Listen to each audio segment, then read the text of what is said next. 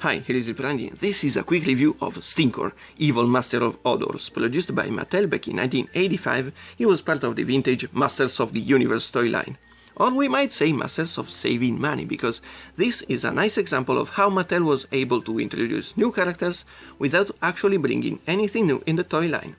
This action figure was completely made out of pre-existing parts. His head and body are the same of good old Merman, who was already a cool action figure in the line. Well, actually, his body was already completely recycled from Skeletor's one, but at least he had a brand new head, a monster head, which looked a lot like the creature from the Black Lagoon. Cool.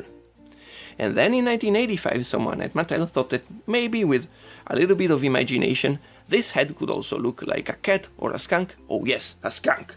Let's make a skunk man! They only had to produce it in black plastic with a few white paint applications over his head and arms. And here we have a cool skunk man. Let's name him Stinkor. Now they only had to give some accessories to this new character. They thought that maybe an armor could look cool, but an armor with a breathing device, a life support system, because Stinkor stinks a lot, so he might need it. So they gave him the same armor that came with Mechanic, just because it had this cool breathing device over his mouth. Let's just make it in orange plastic in order to match the same color of Stinkor's panties and boots, and here we have a new character. Now they only needed one more accessory to complete the packaging, so they gave him a shield so Stinkor could defend himself. And they gave him the same shield that came with Castle Grayskull. They only made it in blue plastic instead of grey plastic. Well, they didn't make a weapon for Stinkor. They didn't give him a weapon, and that's because his stench is his weapon. Stinkor can kill his enemies with his horrible stench.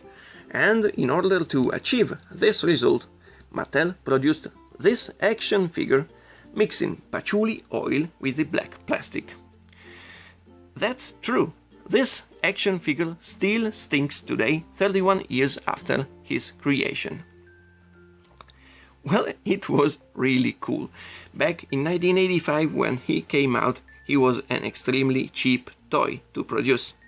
But he looks cool, he's got nice colors, and this stinking plastic is something that every kid in the 80s could love. Here we have Stinkor.